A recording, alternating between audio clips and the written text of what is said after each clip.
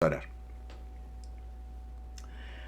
Señor, gracias porque nosotros tenemos un lugar donde ir y decimos lo mismo que dijeron los discípulos, que dijo Pedro: Señor, ¿a dónde iremos si solamente tú tienes palabras de vida? Y Señor, nosotros venimos a ti porque tú eres el único que tiene palabras de vida para nosotros, palabras de instrucción, palabras de vida, palabras que nos hacen crecer, madurar. Y por eso en esta noche, Espíritu Santo, te pedimos que la palabra que oigamos en esta noche sea una palabra que nos cambie, que nos agregue, que nos añada a lo que nosotros ya hemos vivido y experimentado, pero que nos añada algo más, porque queremos más. Y gracias porque sabemos que exactamente esto es lo que harás en esta noche. En el nombre de Jesús, en el nombre de Jesús. Amén. Y yo no voy a esperar que entren todo el mundo. Yo voy a empezar porque hoy tenemos una lección media, un poquito larga, y entonces quiero ya empezar rápido.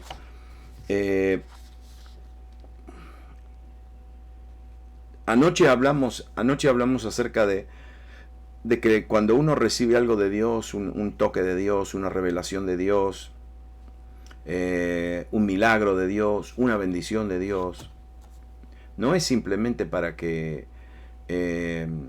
la recibamos. Todo lo que Dios hace en nuestras vidas es para que nosotros cambiemos, para que cambiemos.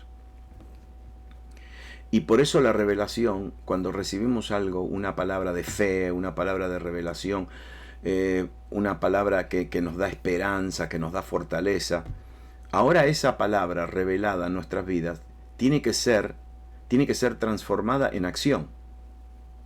En acción. ¿Se acuerdan lo que hablamos ayer? Si una revelación no es transformada en acción, entonces me quedo en la mitad del camino. Me quedo en la mitad y no crezco. Porque toda palabra que Dios nos da, todo mensaje que oímos, toda palabra que toca nuestra alma, toda verdad que recibimos, esas palabras son para que nosotros actuemos. No es para que nos quedemos alegres y satisfechos. No, es como anoche me gustó esa palabra, me tomó tiempo para encontrarla, porque quería encontrar la palabra justa, pero es la palabra instigación. El Espíritu Santo nos instiga. ¿Cómo que nos instiga? ¿Para qué? No nos instiga para que sepamos más y aprendamos más. Nos instiga para que sepamos más, aprendamos más y después que actuemos. Que lo vivamos, ¿no? Que lo pongamos en práctica. ¿Y cómo lo ponemos en práctica? Espere. ¿Cómo lo ponemos en práctica? Tomando riesgos. Tomando riesgos. Sí.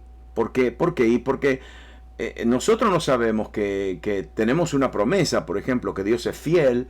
Tenemos una promesa que Él libera, que Él sana, que Él libera. Pero yo no sé si lo va a hacer, no lo va a hacer. Ahí no está mi responsabilidad. Mi responsabilidad no es saber si lo va a hacer o no lo va a hacer. Mi responsabilidad es atreverme a creer. Sí, mi responsabilidad es atreverme a creer. ¿A ustedes les parece que todos los que reciben oración reciben algo de Dios? No, porque, oiga, pero yo sé que Dios, pero yo sé que Dios escuchó la oración. Cuidado. No es que todos reciben instantáneamente, pero sabemos que Dios oyó la oración, la oyó. Entonces, muchas veces no recibimos algo ahora, no mañana, pero a lo mejor dentro de 3 semanas o 3 meses o 3 años. Lo único que yo sé es que cuando nosotros oramos, Dios oye. Escúcheme bien. Cuando nos atrevemos, Dios oye. Eso seguro. Entonces, cuando recibimos algo de parte de Dios, por ejemplo, esta es la lección de esta noche. Cuando recibimos un milagro, sí, cuando recibimos algo de parte de Dios, necesitamos aprender del milagro. Porque Dios no hace milagros para impresionarnos. Y tampoco hace milagros para manifestarse como un héroe. Dios, y tampoco hace milagros para derrotar al diablo. No. Algunas veces nosotros creemos que esto es como un partido de fútbol, ¿no? O como sí, que Dios está y que va a vencer, y que Dios es el vencedor, y va a ganar. No. Ya Dios venció. Ya no hay más competencia. Es decir, no miremos las obras de Dios como una competencia contra el diablo. Ya Dios venció. Entonces, cuando Él hace un milagro, no es para vencer, o no es para mostrar su poderío. ¿A usted le parece? Yo miro algunas veces, le voy a contar algo curioso. Donde yo vivo acá atrás tengo como un bosque, ¿no? Detrás de mi casa. Bueno, un bosquecito, ¿no? ¿Y saben quién se pasea 1 o 2 veces por semana? Detrás de mi casa, no exagero. Un oso. O osos. Oso de, no chiquitito, osos. Osos con garras, ¿no? Y nosotros lo vemos, ¿no? De la ventana. Están buscando la basura. Cuando sacamos la basura a la calle, andan buscando la basura para comer. Y a mí me encanta verlos de lejos. ¿Saben por qué? Porque me gusta ver cómo ellos miran. Cómo ellos miran. ¿Saben cómo miran? Miran como que uno le grita, ¿no? ¡Andá, salí! Y ellos se dan vuelta así y te miran como que... Te miran como que, ¿qué me estás diciendo a mí? Es decir, como que miran con una mirada como que... ¿De verdad? ¿Me está gritando a mí? Como que... ¿De verdad? Dios no se impresiona con nada. Es decir, cuando hay alguna crisis o alguna tormenta o alguna cosa, como que Dios está mirando y está diciendo, ¿te parece que me está impresionando esto? Entonces, Dios, ¿para qué hace milagros en nuestra vida? ¿Para qué obra en nuestra vida? Para que cambiemos, para cambiarnos, para que cambiemos de perspectiva. ¿Saben cómo es esto? Un milagro es como algo que tiene como nutrientes y vitaminas. Y cada revelación de Dios, yo las absorbo y me hago más fuerte. Me hago más firme. Por ejemplo, la próxima vez cuando ustedes vuelvan a las iglesias y nosotros ya estamos volviendo a nuestro edificio, escúcheme bien, cuando ustedes vean a gente levantar la mano y aceptar a Cristo, por favor, no lo descuenten así nomás, porque lo que está sucediendo es un milagro. Un milagro. Y Dios, cuando Dios hace milagros, es para que nosotros aprendamos, para que nosotros crezcamos, para que maduremos en Dios. Cuando vemos una manifestación de Dios, sí, nos alegramos, pero tenemos que aprender, Esto sucedió con los discípulos de Jesús. Ahora les voy a contar toda un relato de los discípulos de Jesús, porque de eso nosotros aprendemos. Y este relato se encuentra en Marcos capítulo 6. Y entonces dice que versículo 34 en adelante, y dice que cuando Jesús desembarcó, vio tanta gente, tuvo compasión de ellos, porque eran como ovejas sin pastor. Así que comenzó a enseñarle muchas cosas. Y cuando ya se hizo tarde, se le acercaron sus discípulos y le dijeron: este es un lugar apartado, está en el medio de nada, de un campo, de un desierto, y ya es muy tarde. Y lo que le estaban diciendo es: estamos lejos de los pueblos, estamos lejos de la ciudad, estamos lejos del supermercado, y ya el supermercado cerró. La panadería cerró, es muy tarde para ir a comprar comida. Entonces le dice: despide a la gente para que vayan a los campos y a los pueblos cercanos y compren algo de comer, pero ya está haciendo tarde, hay que mandarlos ahora, ya. Y entonces Jesús los mira. ¿Viste cómo mira el oso así? ¿De verdad que me están diciendo eso? Y Jesús no hace un comentario para nada. Jesús le dice a esto: denle ustedes mismos de comer. En la Reina Valera del 60 dice: dadle vosotros de comer. Y entonces ellos, ¿qué dijeron? Eso costaría casi un año de trabajo. ¿Quieres que vayamos y gastemos todo el dinero en pan para darles de comer? Sí, Judas era el tesorero. Y Judas tenía la bolsa con el dinero. Y entonces en todo lo que él tenía en la bolsa de dinero, en la chequera, en la chequera, dice: no, si yo gasto todo lo que tengo en la chequera, no alcanza para darle de comer a toda esta gente. Y Jesús entonces hace una pregunta y dice: ¿cuántos panes tienen ustedes? Y preguntó: vayan a ver, vayan a buscar. Y después de averiguarlo le dijeron 5 panes, y dicho sea de paso, no es la palabra panes ahí, es la palabra panecillos. 5 pancitos y 2 no pescados, pescaditos. Es decir, eran muy pequeños. Entonces, mire qué interesante esto. Entonces les mandó que hicieran que la gente se sentara por grupos sobre la hierba verde, así que ellos se acomodaron en grupos de 100 y de 50. ¿Sabe lo que Jesús hizo? Los preparó para un milagro.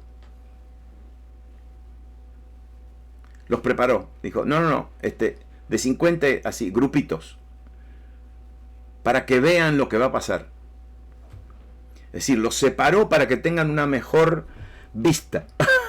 Qué cosa, ¿no? Y le trajeron los panecillos y los 2 pescaditos. ¿Y qué pasó ahora? ¿Y qué pasó? Jesús tomó los 5 panes y los 2 pescados y mirando al cielo los bendijo. Ahora, mire lo que significa esto. Bendijo viene de la palabra buen o bueno, y dijo, de decir. La palabra original es bueno y la palabra logos, que significa palabra. Literalmente la palabra en griego es eulogía. Una eulogía. No, una eulogía es cuando alguien habla bien de una persona. En un funeral, en un discurso. Una eulogía. Esa es la palabra que usa. Entonces Jesús habla, ¿sabe sobre quién habla? No sobre la gente. Habló sobre el pan. Habló sobre el pan. Es decir, el judío, todas las veces que come, ora y agradece por el pan que va a comer. Y lo consagra. Y lo consagra, pero con agradecimiento. Entonces Jesús estaba consagrando el pan y le estaba dando gracias a Dios por lo que iba a pasar. la oración, la bendición del pan es siempre. Ustedes pueden ir a cualquier casa judía, sea los viernes o los sábados o reuniones especiales, y la oración antes toman el pan, lo parten y siempre dice: bendito eres tú, Señor, nuestro Rey del universo, quien saca el pan de la tierra. Y ellos siempre, cuando oran por el pan, ¿sabe lo que se acuerdan? Se acuerdan de que Dios les mandó pan del cielo. Les mandó maná del cielo. Cada vez que comen pan, se acuerdan del maná. Entonces por eso le dan gracias a Dios. Si Dios no le hubiera mandado maná del cielo, no hubieran sobrevivido. Entonces Jesús, ¿qué hace? Mire, Jesús toma los 5 pancitos, los 2 pececitos y los bendice. Habla una palabra de bendición, una palabra de agradecimiento. No dijo, Dios Padre multiplica. Lo bendijo. Lo bendijo. Declaró que el pan estaba bendecido. ¿Y qué pasó después? Ustedes saben lo que pasó. Él tomó los 5 panecillos, puso a los 12 discípulos enfrente de él, así. ¿Y qué hizo?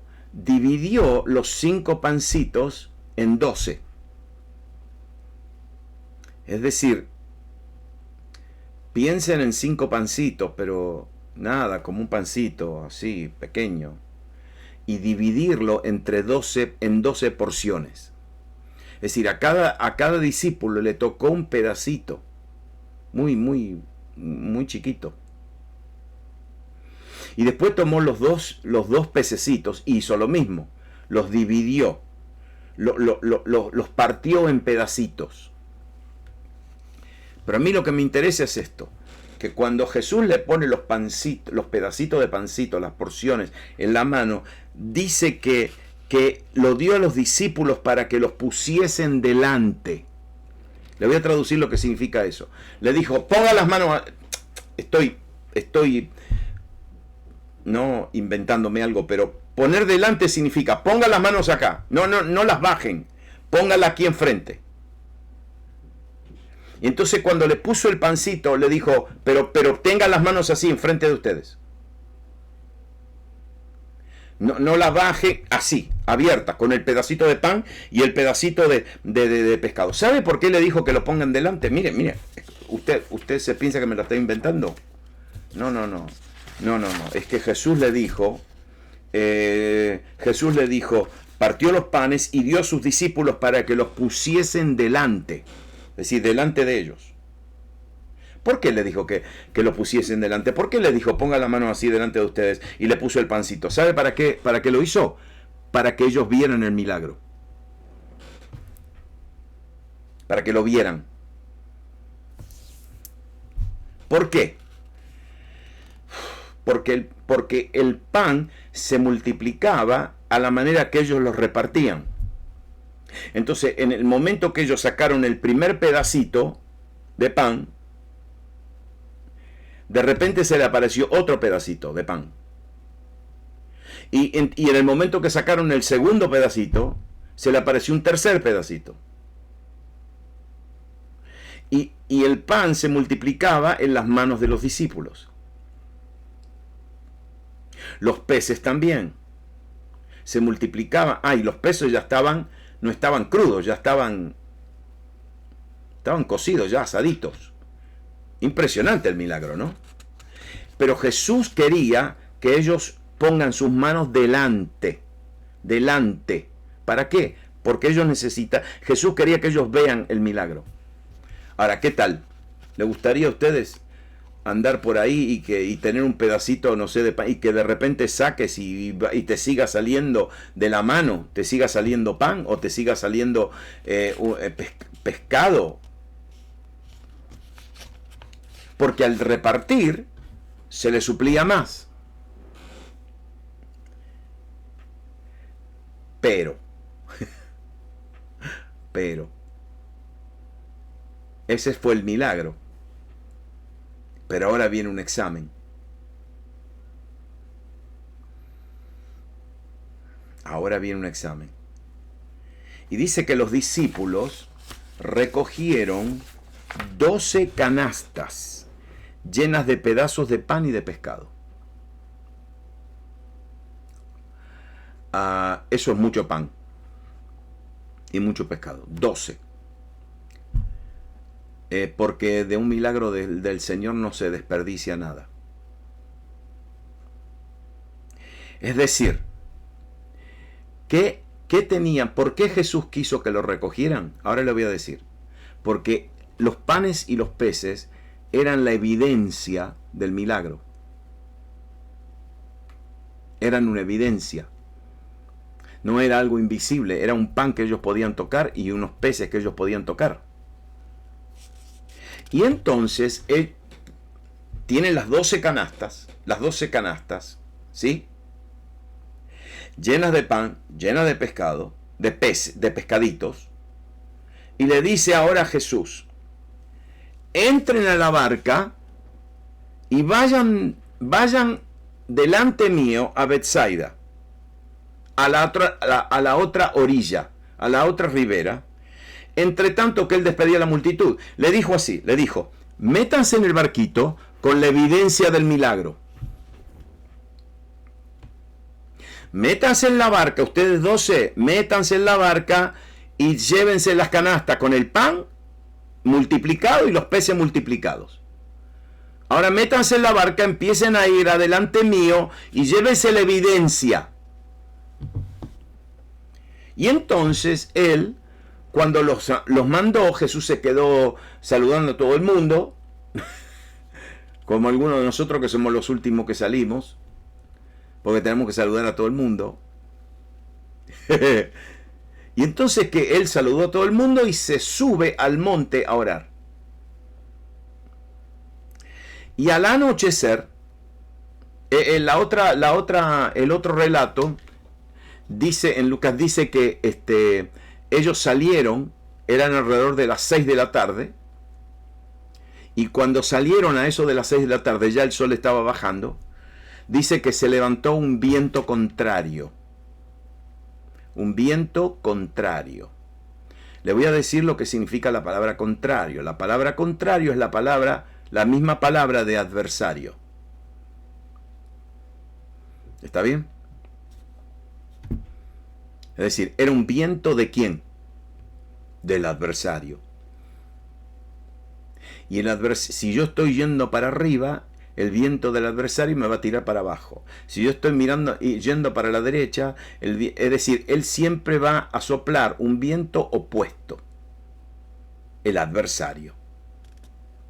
Y entonces dice que al anochecer, la barca se hallaba en medio del lago y Jesús estaba en tierra solo. Y dice el versículo 48 que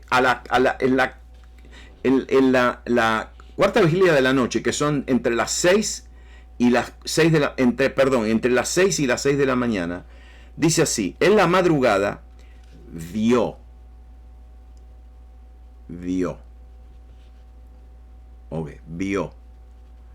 ¿Qué significa que vio? Perdónenme. ¿Qué significa que los vio? Que los vio. ¿Y cómo se ve? Y con los dos ojos. ¿Y dónde estaba Jesús? En el monte orando. ¿Y dónde estaban ellos? En medio del lago. ¿Y qué pasó? Y Jesús los vio. Yo le tengo que contar algo. Una vez que la segunda vez que fui a Israel, ¿saben lo que yo hice, no? Me subí al monte donde Jesús estaba orando. Me subí, sí. Y le dije a uno de los muchachos que estaban conmigo, yo me voy a quedar acá arriba y ustedes métense en el barquito, en una lancha, y váyanse hasta la mitad hasta el centro del lago de Galilea, que yo quiero ver a ver si Jesús miraba bien. Se ve clarito, clarito. Y el guía me dijo que de noche se ve aún más claro. Mire que el lago, el mar de Galilea, no es mar, es un lago. El lago de Galilea no es un laguito, es grande, es grandísimo.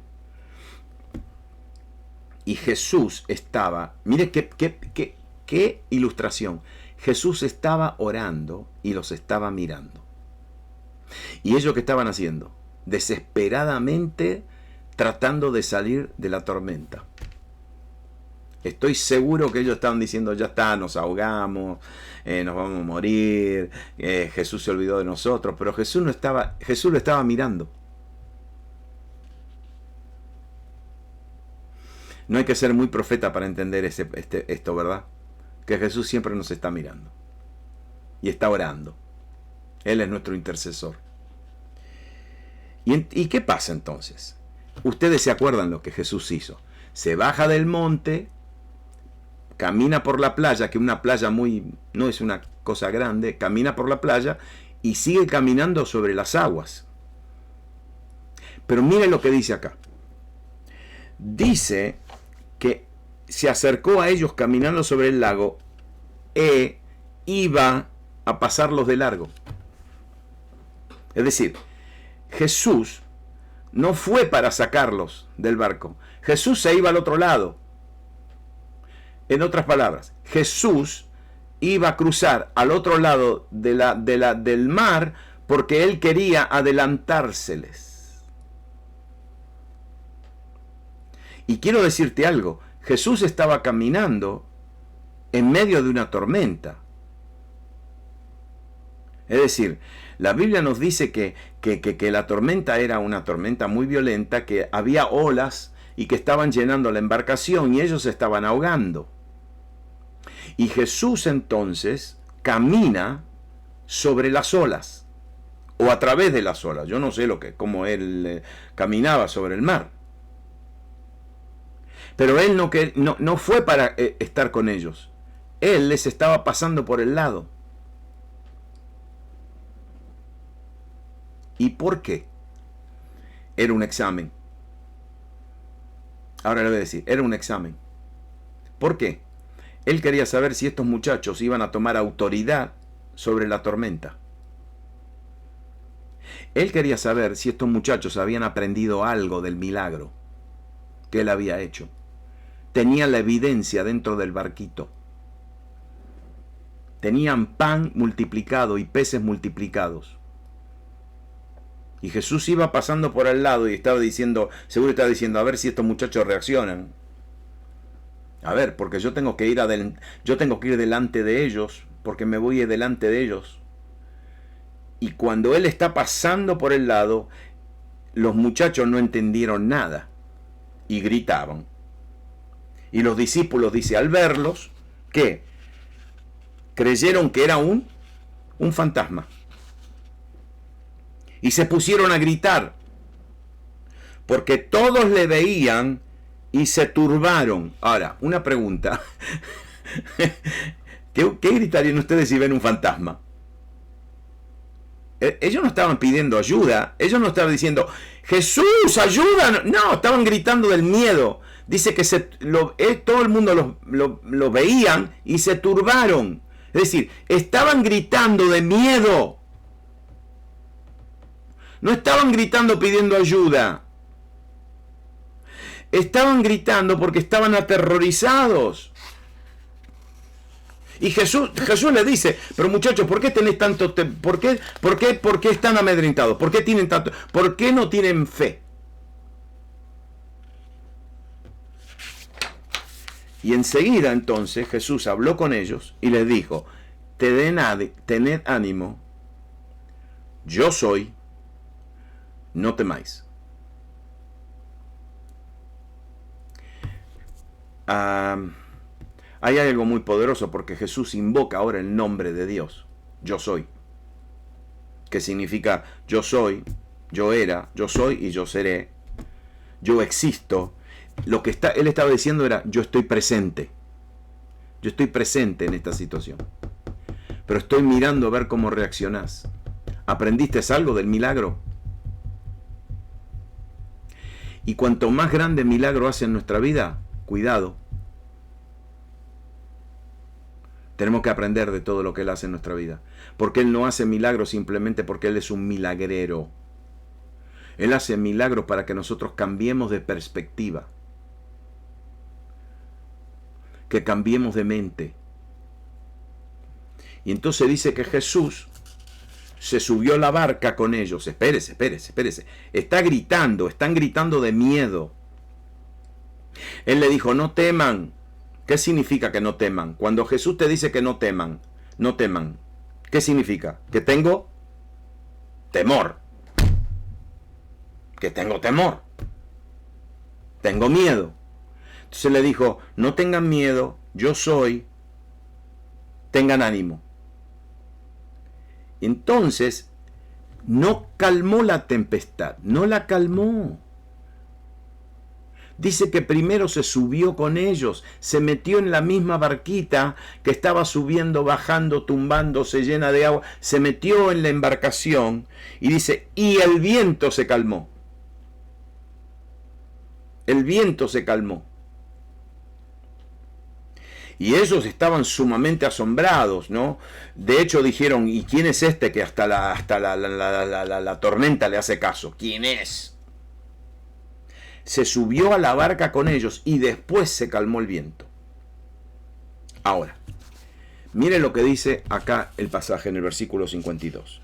Porque tenían la mente embotada y no habían comprendido lo de los panes.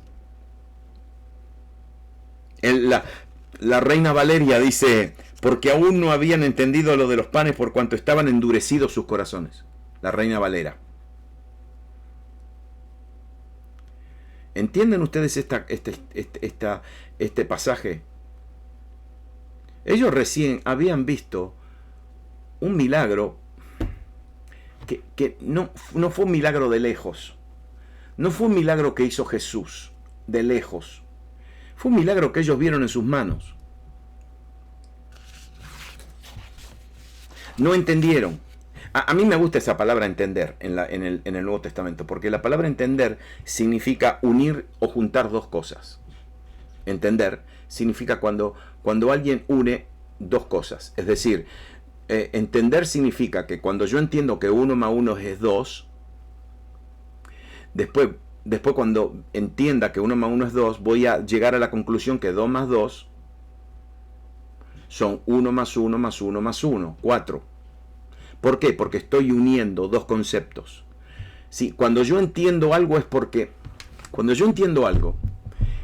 yo estoy viendo algo nuevo y lo estoy uniendo a algo que yo ya sé. Entonces yo uno, yo junto, yo combino. ¿Entienden? Entonces, ¿qué pasó con estos muchachos? Ellos no juntaron y combinaron lo que ellos habían visto con lo que estaba pasando. Es decir, ellos tendrían que haber dicho, no. Muchachos, ¿se acuerdan que en nuestras manos se multiplicó el pan? Sí, ¿se acuerdan? Sí, ¿se acuerdan que Jesús no hizo nada? Jesús no dijo, esperen muchachos, que yo voy a multiplicar. Esperen, no. Jesús le dijo, háganlo ustedes. Pongan las manos así en adelante, y ¿se acuerdan que el pan salía? Bueno, ¿y qué tal si nosotros en medio de esta tormenta levantamos la mano? La misma mano, ¿qué tal si en una de esas, la misma mano que multiplicó pan, en una de esas le hablamos a la tormenta y la tormenta se va? ¿Me están siguiendo? Escúcheme bien. Ellos obedecieron al mandato de Jesús en el milagro de la multiplicación. Jesús le dijo, pongan las manos, salgan, repartan. Obedecieron todo. Pero no entendieron. No entendieron lo que estaba sucediendo. Y cuando uno no entiende, no es transformado. No es renovado.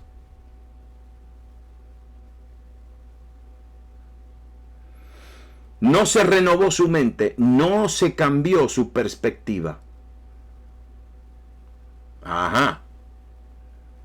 Fue solamente un milagro. Ahora, miren esto. No vieron cuál fue su rol en el milagro. No vieron.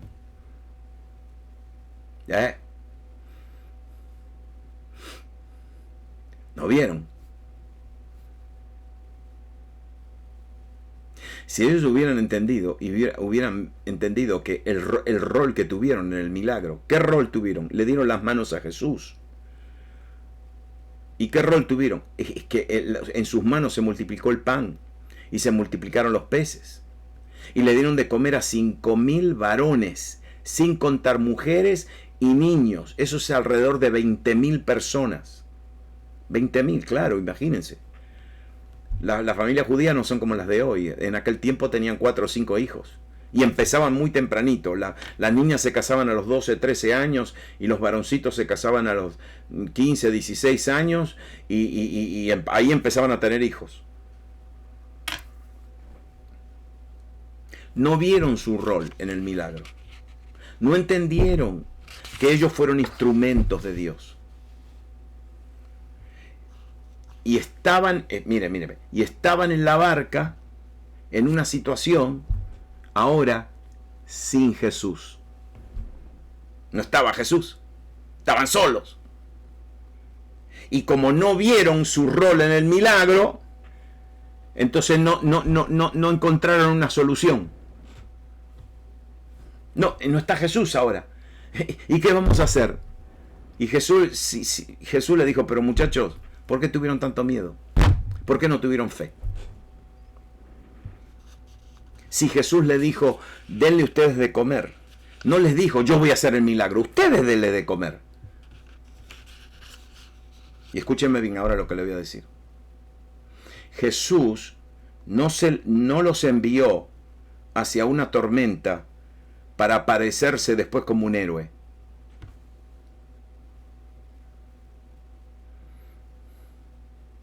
Jesús no permite situaciones en tu vida para que después Él se aparezca y brille.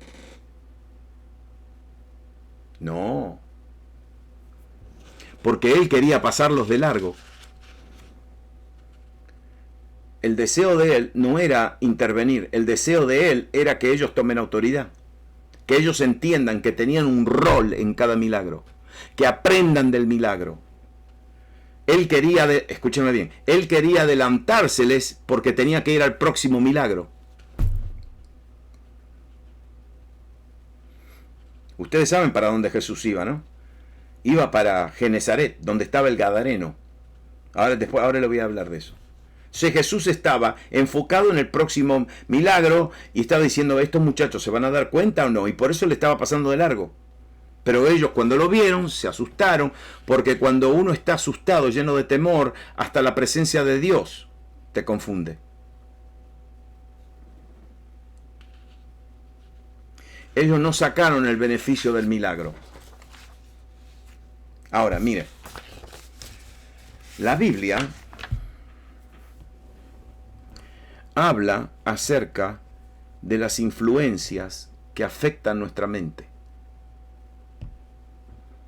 Es impresionante cómo Jesús es certero. Jesús es certero. ¿Por qué? Miren lo que dice en Mateo 13 Jesús. Dice, le contó otra parábola más. El reino de los cielos es como la levadura que una mujer tomó y mezcló en una gran cantidad de harina hasta que fermentó toda la masa.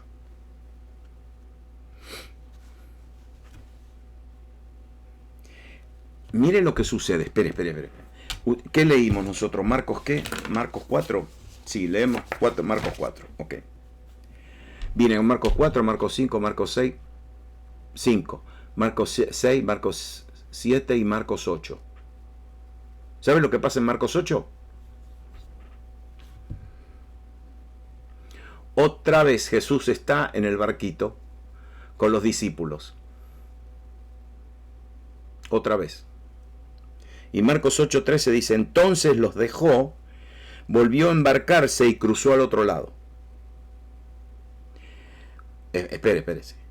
Y a los discípulos se les había olvidado llevar comida.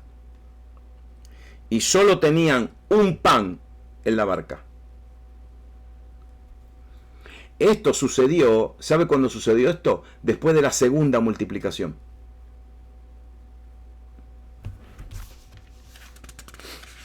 Ustedes saben, la primera multiplicación, él le dio de comer a 5.000 varones sin contar mujeres y niños. Y la segunda, que era en otro lugar distinto, 4.000. Y entonces ellos están en el barquito con un pan solo. Y Jesús entonces les empieza a enseñar, ¿no? Él era un rabino, ellos eran sus alumnos, sus discípulos, y le empieza a enseñar. Y le dicen, tenga cuidado, les advirtió Jesús, ojo con la levadura de los fariseos y con la levadura de Herodes. Y los discípulos se agarraron la cabeza. Y dijeron entre ellos, muchachos, el rabino, el maestro tiene hambre. Y nosotros no tenemos nada de darle de comer. Nos olvidamos traer el pan. Y ahora tiene hambre. ¿Y qué vamos a hacer? Estamos en medio del mar. Estamos en medio del lago de Galilea y Jesús tiene hambre. Y Jesús le dice, ¿por qué están hablando de que no tienen pan? En otras palabras, le dice, ¿ustedes piensan que yo le estoy pidiendo de comer? Y ustedes están todos preocupados, que yo quiero algo de comer. ¿Saben lo que le está diciendo? Muchachos, si yo tengo hambre de comer, ese pancito que ustedes, tenían un pan solo, ¿se acuerdan? Ese pancito que ustedes tienen, yo lo puedo multiplicar otra vez. Y puedo comer todo el pan que se me da la gana.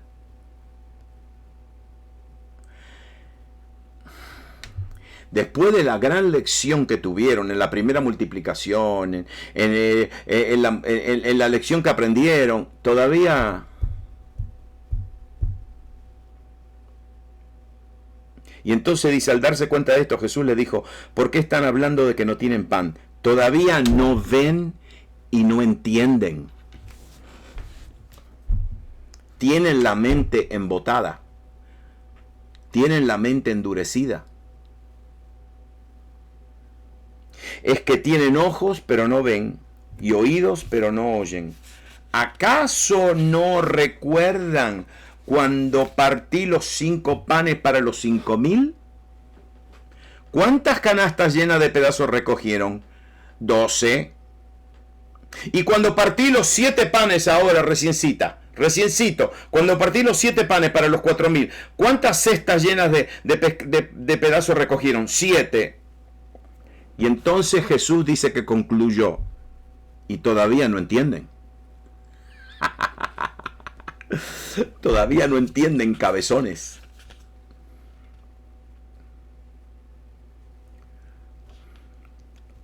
Tengan cuidado, les dijo Jesús. Ojo con la levadura de los fariseos y con la de Herodes. Quiero hablarles de levadura un ratito y terminamos. ¿Saben cómo funciona la levadura? La levadura, sí, a nosotros nos encanta, porque nosotros tomamos en la masa harina, agua, sal, ¿no? Y entonces, si tomamos harina, agua y sal, y hacemos una masa y la ponemos en el horno, ¿sabe lo que sale? No se rían, sale pan sin levadura. Ese fue el pan que comieron cuando salieron de Egipto. Eso se llama matzo, el matzo, la matzá, que es una como una galleta y es dura y porque no tiene levadura. Tiene agua, harina y sal y nada más. Pero ¿qué hace la levadura? ¿Sabe lo que hace la levadura? Interesante. Se pone harina, agua, sal, lógicamente. Y la levadura es un producto que va a encontrar, tiene que encontrar azúcar, glucosa. Y cuando encuentra eso, se une y hay una reacción. ¿Y sabe lo que hace? Produce aire, produce dióxido de carbono, produce aire. Y cuando produce aire, ¿qué hace la masa? Nosotros decimos, se leuda la masa. No, no, no, se infla. ¿Sabe por qué se infla? Porque la combinación de la levadura con el azúcar y las glucosas produjeron aire. Y entonces se infla la masa de aire. De aire. Pero lo que me impresiona de la levadura es que la levadura cambia la masa a nivel molecular, cambia las moléculas. Es decir, ya no es masa de harina con agua y sal. No, no, ahora tiene es otro elemento. Es decir, la levadura, Jesús está hablando de levadura, dice, la levadura cambia, la levadura te cambia, la levadura te infla. Te llena de aire. Y entonces habla de la levadura de Herodes. La levadura de Herodes. Qué claro que es Jesús. Cuando Él le dice, ustedes no entienden, tengan cuidado con la levadura. Ellos entendieron, no quiere comer. Y Jesús le estaba diciendo, tengan cuidado con la levadura de Herodes. La primera que le dijo es la de Herodes. ¿Y qué es la levadura de Herodes? Porque nosotros necesitamos aprender de esto. La levadura de Herodes, ¿quién era Herodes? El rey. ¿Qué era Herodes? Un político. ¿Y por qué era un político? Porque Herodes no era judío. Ustedes saben que Herodes no era judío.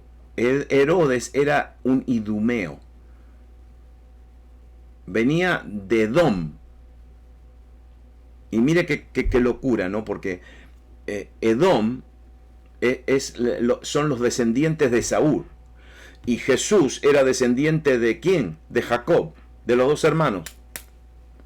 Pero Jacob fue el que se quedó con la heredad y Esaú fue el que la rechazó. Entonces, en el tiempo de Jesús, aquí está Jesús, el rey de los judíos, el verdadero rey de los judíos, descendiente de Judá, descendiente de Jacob, y el rey que estaba puesto por los romanos era el descendiente de Esaú, el que desechó la herencia. No hay casualidad esto. No es casualidad. Fue a propósito. ¿Y qué era Herodes? Era un idumeo que se sometía a los romanos, y los romanos lo pusieron, como en algunos de nuestros países ponen alguien muy poderoso, muy poderosa, pone a gente en su lugar para después controlarlas. A buen entendedor, pocas palabras. Exactamente. Marionetas. Títeres. Bueno, ese era Herodes. Entonces, Herodes representaba todo el sistema político, representaba el poderío humano, representaba los sistemas humanos. Representaba a un sistema que no incluye a Dios. Representaba a un sistema donde Dios no interviene. Como que la gente te dice, no, esto lo tenés que hacer vos, a ver, esforzate, trabajá, no, Dios, no, ¿qué Dios? No, Dios es, no. La levadura de Herodes es un espíritu de incredulidad que niega la intervención de Dios, que niega a Dios, que niega. Escúcheme bien. Yo he hablado con gente de liderazgo alto, y cuando se le habla, no, sí, que este filósofo, que que este concepto, apenas se menciona a Dios. Mire, estoy hablando de Jesús, Jesús no, ya uno menciona a Jesús y ya está. Te abrieron la puerta y te sacaron. Pero uno menciona a Dios y la gente hace, sí, está bien, Dios. Ese es el sistema de Herodes. Ustedes saben bien, escúchenme bien, ustedes saben bien que la única respuesta para nuestras naciones es Dios. La única. La única respuesta. Pero la levadura de Herodes, ¿qué dice? No, Dios... No, escúchenme bien. Dios, ustedes váyanse a la iglesia con sus cultos, pero acá nos mandamos nosotros.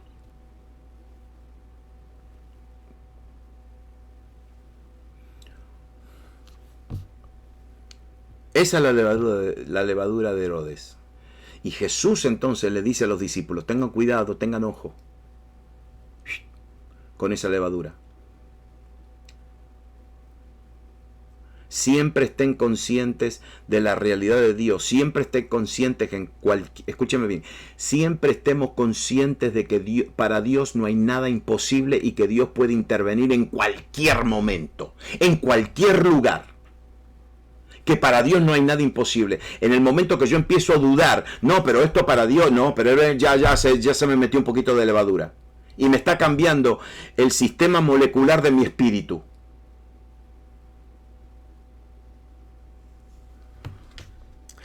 Y después viene la levadura de los fariseos. Y la levadura de los fariseos es el sistema religioso. Es el sistema religioso que dice que todo esto es teoría. El poder de Dios, los milagros, la sanidad, que Dios intervenga, todo esto es teoría. Segunda de Timoteo 3 dice, aparentan ser piadosos, pero su conducta desmentirá el poder de la piedad. Con esa gente ni te metas. Es decir, hablan mucho de piedad, hablan mucho de que Dios es el Dios todopoderoso, el Dios esto, el Dios lo otro, pero cuando llega el momento de tomar un paso, de creerle a Dios, no, ya se tiraron para atrás. Esa es la levadura de los fariseos. A mí me interesa esto porque, yo conozco a varios, he conocido a muchos fariseos. La levadura. ¿Y saben lo que hacen los fariseos?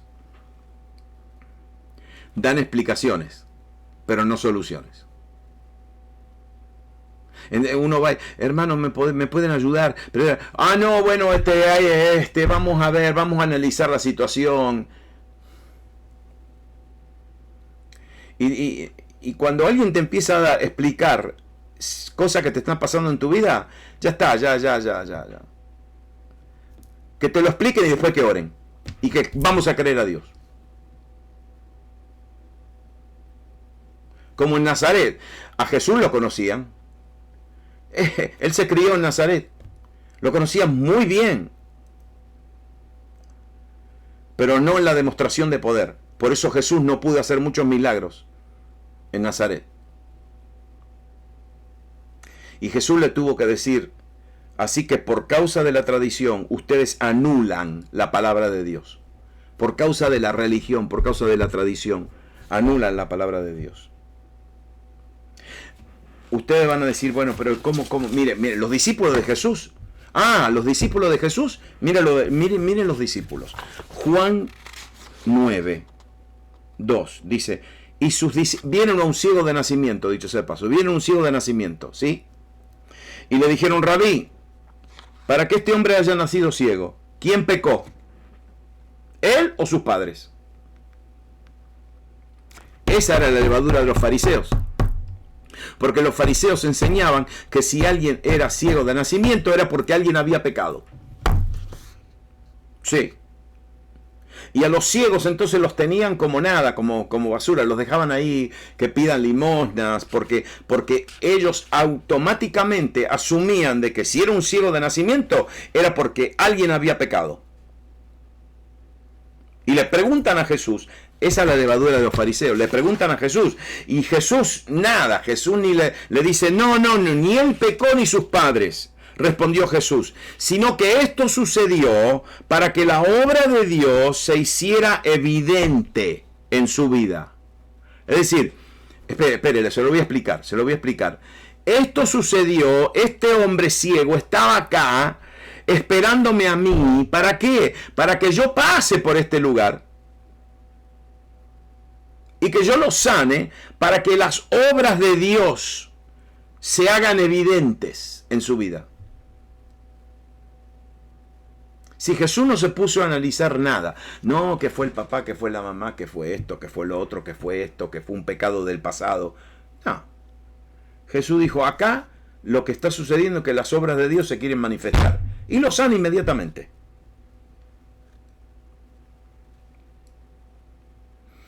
Que dicho sea de paso, mirá las palabras de Jesús, ¿está bien?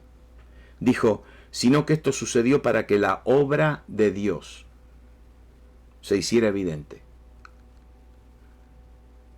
Una pregunta.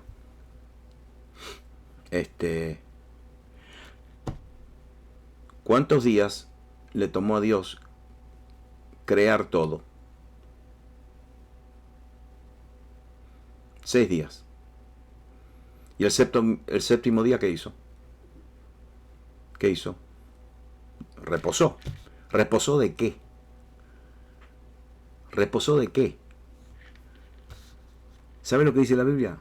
Que Él reposó de todas sus obras. Ok, lo voy a repetir. Trabajó 6 días. Y al séptimo día descansó. ¿De qué? ¿Por qué descansó? ¿Por qué reposó? Reposó de todas sus obras. Ahora Jesús le dice a este ciego, no, lo que pasa es que hay una obra de Dios que se tiene que manifestar, se tiene que hacer evidente. ¿Saben por qué le digo esto? Porque todas las obras de Dios ya fueron hechas.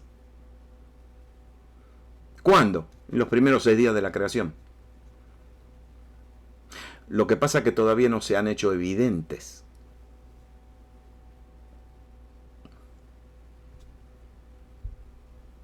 Esa es la mentalidad de Jesús.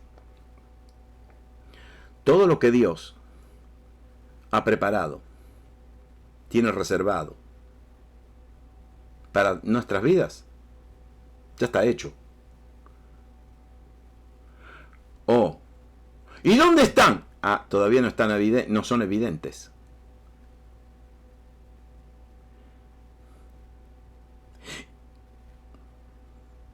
Y Jesús entonces pasa por ese ciego y le dice, te llegó el día.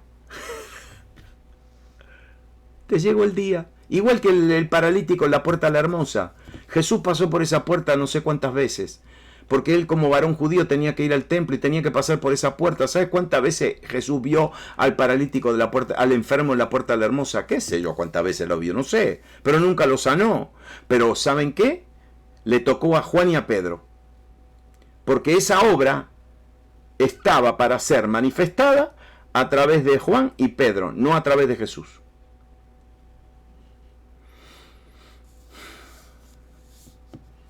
Y yo quiero que nos preguntemos, ¿y cuántas obras Dios nos estará reservando a nosotros para que nosotros nos arriesguemos y que nos atrevamos a creerle a Dios?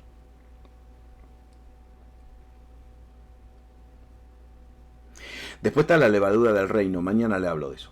Pero la levadura del reino funciona de la misma manera. Es algo que te cambia tu sistema hasta el punto que uno ya cree que Dios, que todo es posible en cualquier momento. Todo es posible en cualquier momento. Amén. Todo es posible en cualquier momento. Yo siempre me recuerdo de la historia del evangelista Tommy Hicks.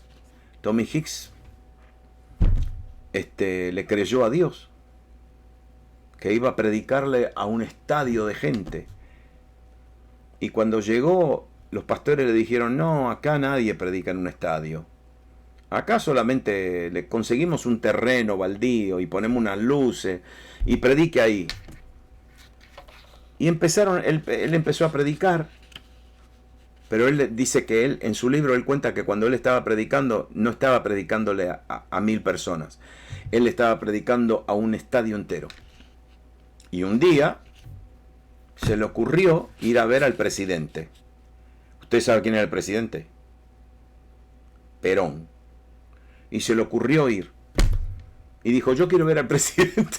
Bueno, ustedes conocen la historia. Y le oró y Dios lo sanó. Dios sanó a Perón de éczema en la cara y el presidente y Perón le dijo, está bien, ¿qué quiere? El estadio, está bien. ¿Qué quiere? La radio, le doy la radio también.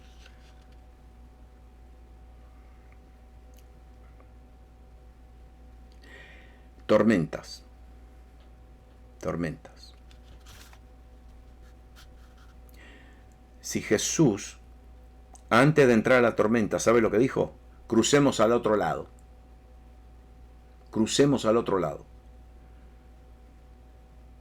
Y ellos le gritaron, maestro, no te importa que nos estamos ahogando. Entonces él se levantó, reprendió el viento, ordenó el mar. Y dicho sea de paso, reprendió. La palabra reprendió es la misma palabra que él usaba para reprender a un demonio. Reprendió. Y le dijo, ¿por qué tienen tanto miedo? ¿Por qué no tienen fe? ¿Y qué pasó? Cuando reprendió la tormenta, llegaron al otro lado, a la región de los Gerasenos o de los Gadarenos, y Jesús se bajó, y había un hombre poseído por un espíritu maligno, que le salió al encuentro, vivía en los sepulcros, en los cementerios. Y cuando vio a Jesús de lejos, corrió, y ¿sabe lo que hizo? Se postró delante de él y lo adoró. Y Jesús le dijo, sal de este hombre, espíritu maligno. Y le dijo, ¿cómo te llamas? Y el otro le dijo, me llamo Legión porque somos muchos. Una legión romana eran 6.000 soldados. Pero mire lo que el demonio le hace. Y con insistencia le suplicaba a Jesús que no los expulsara de aquella región. No estaba diciendo, no me saque del cuerpo de este hombre, no me saque de esta región. Esta legión no era un demonio, esta legión era un principado que tenía dominio sobre toda la región. Y cuando este muchacho quedó libre, se quiso ir con Jesús. Y Jesús le dijo, no. Jesús no se lo permitió, sino que le dijo, vete a tu casa y a los de tu familia, y diles todo lo que el Señor ha hecho por ti y cómo te ha tenido compasión. Y escúchenme bien ahora. No, en la Biblia no hay ningún detalle insignificante. Porque el hombre se fue y se puso a proclamar, a predicar, ¿sabe dónde? En Decápolis. Lo mucho que Jesús había hecho por él, y toda la gente quedó asombrada. Esto es en Mateo 4, perdón, en Marcos 4. ¿Sí? 4, 5, 6, 7. Luego Jesús, de la región de Tiro, se dirigió por Sidón al mar de Galilea, internándose en la región de Decápolis. Después de unas semanas, después de que Jesús hizo el milagro de la multiplicación, que liberó al Gadareno, el Gadareno se vuelve a Decápolis porque Jesús lo ordenó como un evangelista, lo mandó a predicar en Decápolis.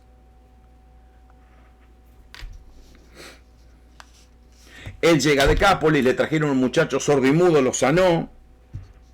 Pero miren lo que dice en Marcos 8, aquí usted no sabe lo que dice. Dice, y en aquellos días se reunió de nuevo mucha gente. Como no tenían nada que comer, Jesús llamó a sus discípulos y le dijo, siento compasión de esta gente. ¿Sabe dónde fue el segundo milagro? En Decápolis. Ahora una pregunta, ¿cómo se aparecieron todas esas multitudes? ¿Cómo? ¿Por qué le parece?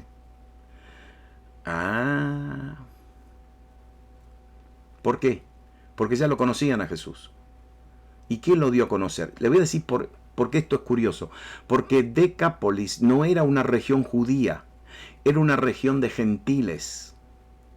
No eran judíos, eran gentiles. Decápolis, Deca significa 10 y Polis significa ciudades. Ciudad, era un grupo de 10 ciudades, Decápolis. Eran todos gentiles. ¿Qué sabían de Jesús? No sabían. Esto estaba al otro lado del mar de Galilea y no era parte del territorio. El territorio. pero alguien les habló de Jesús. Y cuando se enteran de que Jesús anda por ahí, vino una gran multitud. Y ahí es cuando Jesús... y dicho sepa, ¿qué gran multitud? Eran 4.000 varones, sin contar mujeres y niños. Ahora, una pregunta. ¿Ahora entienden por qué vino la tormenta? ¿Entienden? ¿Por qué vino la tormenta? Y porque Satanás quería parar ese barquito a toda costa. ¿Por qué? Y porque quería parar a Jesús. ¿Y por qué? Y porque no quería que llegue a Decápolis. ¿Y por qué? Y porque no quería que libere al gadareno. ¿Y por qué? Y porque no quería que el gadareno se haga un evangelista. ¿Y por qué? Y porque no quería que predique en Decápolis. Y que vengan toda esa gente.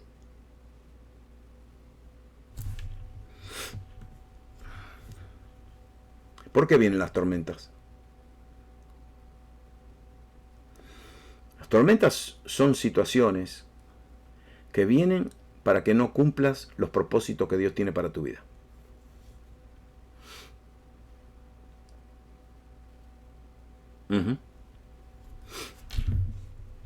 A ver cuántos tenemos. Bueno. Le voy a tirar un...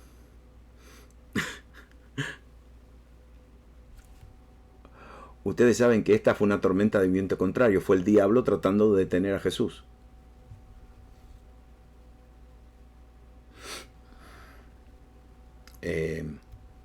Pero si ustedes ven, si ustedes leen la historia de Jonás, Dios le dijo, anda para allá, y él se fue para el otro lado. Y cuando se metió en el barco y yendo para el otro lado, ¿qué vino? Vino una tormenta, pero ¿sabés lo que dice la Biblia? Fue una tormenta enviada por Jehová. Esta no fue una tormenta del diablo. Y también, ¿para qué envió la tormenta? Para que vaya a cumplir con el propósito que Dios estableció en su vida. Escúchenme bien, todas las tormentas, sean del diablo, o sea que Dios las permite, todas las tormentas de Dios que te quieren detener, todas tienen que ver con alguna asignación que Dios tiene para tu vida. Sí, pero hermano, usted no sabe, yo soy un ama de casa. Y sí, bueno, está bien. Sí, pero yo soy un lavaplatos, qué sé yo. Sí. No, pero yo soy un presidente de una corporación. No importa, es que Dios tiene asignaciones. Por ejemplo, ¿qué asignación tenía? Es que tenía que ver, había una asignación para liberar a un hombre, todo este lío para ir a liberar a un hombre, pero este hombre se iba a convertir en un evangelista que iba a traer una multitud a Cristo. Entonces uno nunca sabe cómo Dios nos da asignaciones, porque a lo mejor hay alguien escondido por ahí que va a ser un instrumento de Dios y uno dice, pero ¿yo qué soy? Yo yo estoy jubilado, yo ya terminé, yo no sé hablar.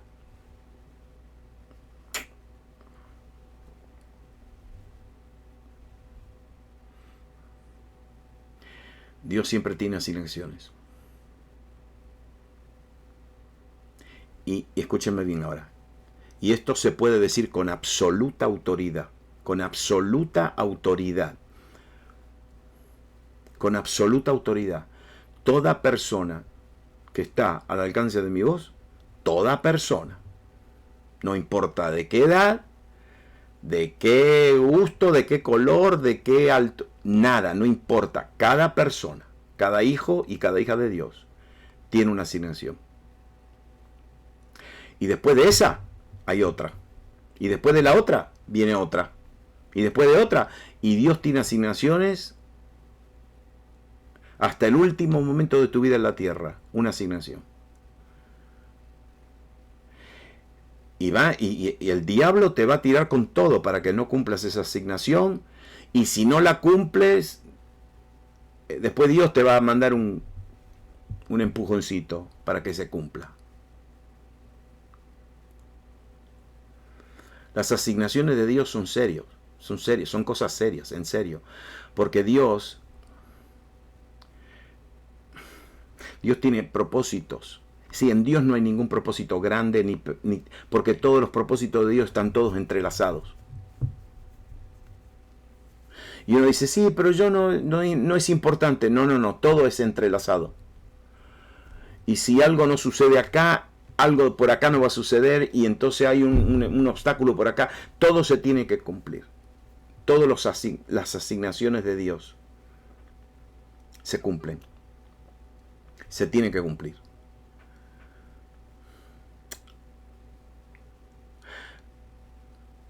Yo no les quiero preguntar a todos ustedes si ustedes tienen tormentas, están pasando por tormenta, porque estoy seguro que todo el mundo va a decir, ¡ah! Yo. Y no una, a lo mejor 3 o 4. De todos lados me está tirando. Ok, escúchame. Hay una asignación que hay que cumplir. Nada más. Una asignación. Hay un propósito, un llamado, hay algo que hay que hacer en tu vida. Y ¿sabes qué? Lo único que te puedo decir es, orá, Espíritu Santo, guíame. Padre de gloria, dame espíritu de sabiduría y de revelación. Porque Él es el único que te lo va a mostrar. Y no te lo va a mostrar de repente, te lo va a mostrar una cucharadita a la vez. Porque si te lo muestra de repente, te mata. Te quema todo el cerebro. Te lo va a mostrar un día a la vez, tranquilito, vamos a creerle a Dios. En el nombre de Jesús. Espíritu Santo, gracias. Gracias por la palabra. Gracias porque no nos dejaste solos. Gracias porque no caminamos en tinieblas, en oscuridad, pero caminamos en luz. Caminamos a la luz de tu palabra. Tu palabra es luz en nuestro camino, lámpara en nuestros pies. Gracias, Espíritu Santo, por la palabra que oímos, porque ahora el Espíritu la va a vivificar. Vivificar. Vivificar. En el nombre de Jesús. Escúcheme bien. Lo que la religión ha hecho ha sido trágico. ¿Saben por qué? Porque la religión le ha dado la impresión a todo el mundo, al mundo cristiano. Y yo estoy hablando del primer siglo, del segundo siglo hasta acá. Le ha dado la impresión de que solamente los que tenían asignaciones de Dios eran los que estaban en el púlpito. Mañana se lo explico. Mañana le voy a explicar quiénes son los dones y quiénes son los ministros. La iglesia dio vuelta a todo. Dio vuelta a la torta así, mire. Los ministros están en la plataforma y los dones están en los bancos. Cuando la Biblia dice que apóstoles, profetas, apóstoles, pastores, evangelistas y maestros, ellos son dones. Y Jesús dio dones a los hombres. ¿Para qué? Para perfeccionar a los santos para la obra del ministerio. Son los santos que son los ministros. ¿Por qué? Porque los ministros tienen asignaciones. Asignaciones. Sí, la religión, la levadura de los fariseos es muy poderosa. Cambia todo. Pero en el nombre de Jesús hay una levadura del reino que cambia las moléculas, que te cambia la vida. Cuando uno empieza a entender lo que es el reino de Dios. Amén. Amén. Bueno, que tengan buenas noches. Si alguno no ha recibido, yo recibí 2 o 3 correitos. Si alguno no ha recibido las notas y el link de los videos, por favor, mándenme una notita a davidgreco@msn.com. Le mando todo. Deme una noche voy a parar ¿dónde está luz? Me falla. Luz. ¿Dónde está luz? Ahí está.